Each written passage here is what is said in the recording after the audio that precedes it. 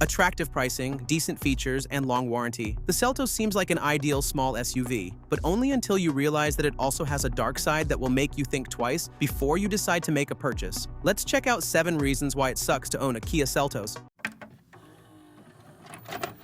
Number 7. Weak base engine.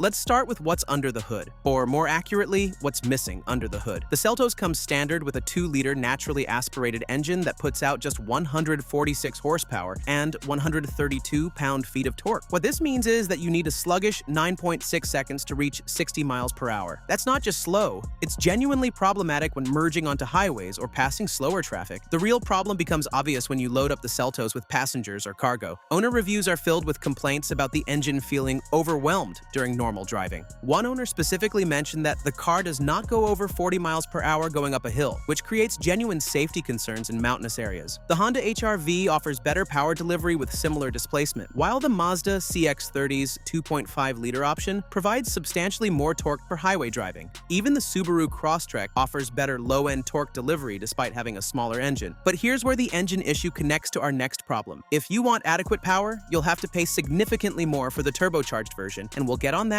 in a few moments. Number 6. Uncomfortable front seats.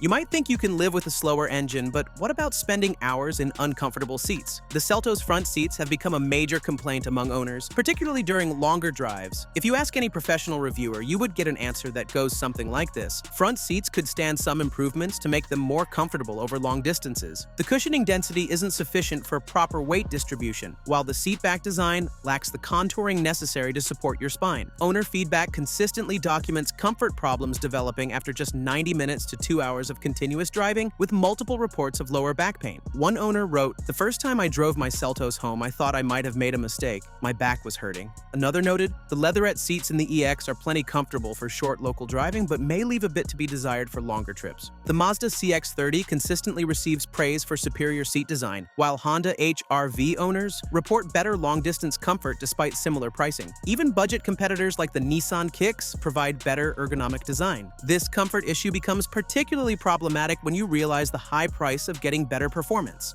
Number 5. High starting price for the turbo model. If you want the more capable 195 horsepower turbocharged engine, you're looking at a price jump from the base LX model at $26,000 to the X-Line or SX turbo variants going well over $30,000. That's a substantial premium just to get an engine that should probably be standard. This pricing strategy effectively forces budget-conscious consumers to stick with that inadequate base engine. The turbo restriction to top trims also means you must accept numerous luxury features. You may not want simply to access adequate power. Competitors handle pricing much better. The Honda HR-V provides its more powerful engine across multiple trim levels, while the Mazda CX-30 offers its superior 2.5-liter engine in mid-level trims. The Hyundai Kona offers its turbocharged engine at more accessible price points. But even if you do pay extra for better performance, you'll still have to deal with ride quality issues. Number 4. Subpar ride quality.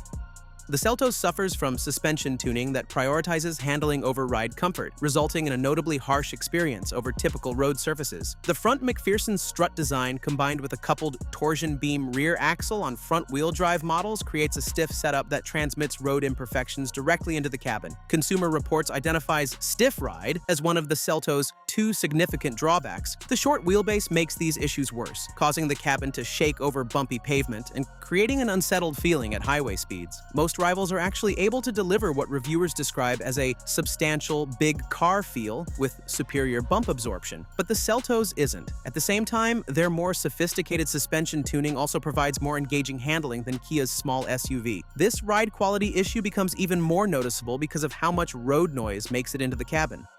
Number 3. Loud cabin at highway speeds. The Seltos exhibits significant noise issues that become particularly problematic at highway speeds. The cabin suffers from inadequate sound-deadening materials, allowing excessive road noise, wind noise, and engine noise to penetrate the interior during normal driving. At highway speeds, conversations become difficult as tire noise from the road surface dominates the cabin. Wind noise around the mirrors and door seals adds to the cacophony, while the engine's coarseness becomes increasingly apparent under acceleration. Even with the 2024 improvements, including acoustic front glass, the noise control remains well below what you'd expect effect in this price range. The problem becomes especially noticeable when compared to competitors. The Honda HR-V provides notably better sound isolation, creating a more refined highway experience. The Mazda CX-30 sets the benchmark for cabin quietness in this segment, making the Seltos feel particularly unrefined by comparison. Even budget alternatives like the Nissan Kicks manage to keep more road noise out of the cabin. The issue varies significantly depending on road surface type. Some pavements create genuinely problematic noise levels that interfere with music enjoyment and passenger conversation. What's particularly frustrating is that even older vehicles often provide better acoustic comfort than the Seltos at highway speeds. Number 2. Limited rear seat adjustability.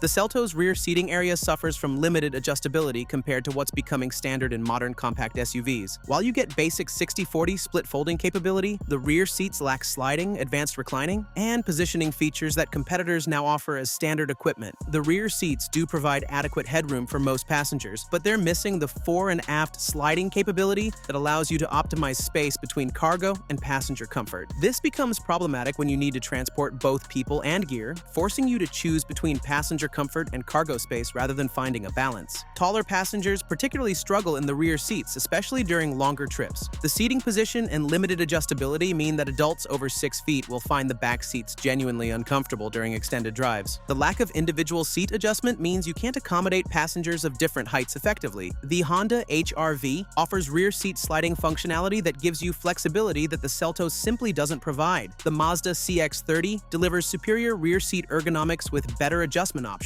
Adding to the frustration is the absence of rear seat USB-C ports in lower trims and limited storage solutions for rear passengers. These modern conveniences are becoming expected in this price range, making the Seltos feel behind the times. Number 1. Questionable interior quality.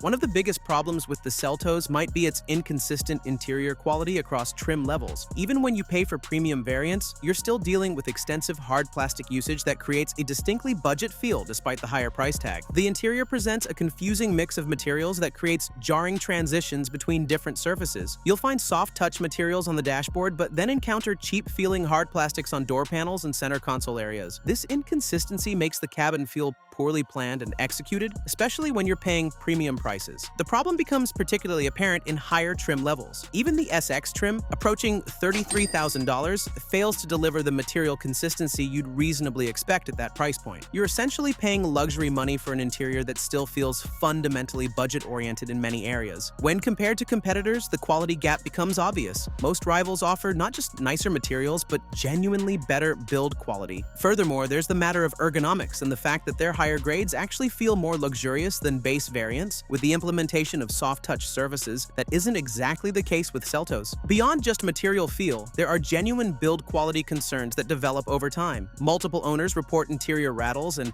loose trim pieces that suggest quality control issues during assembly. Dashboard electrical problems, infotainment system freezing, and display malfunctions plague various model years, indicating systemic issues with interior component integration. The quality variations between trim levels create particular frustration for buyers, who pay not exactly cheap prices expecting better refinement. Instead, they discover that hard plastic dominance persists even in expensive variants, making the higher trims feel like poor value propositions despite their premium pricing. But the thing with subcompact crossovers is that pretty much all of them come with numerous compromises, even class rivals. Check out this video about the reasons why it sucks to own a Mazda CX-30. It may be one of the best models in the class, but it's far from perfect.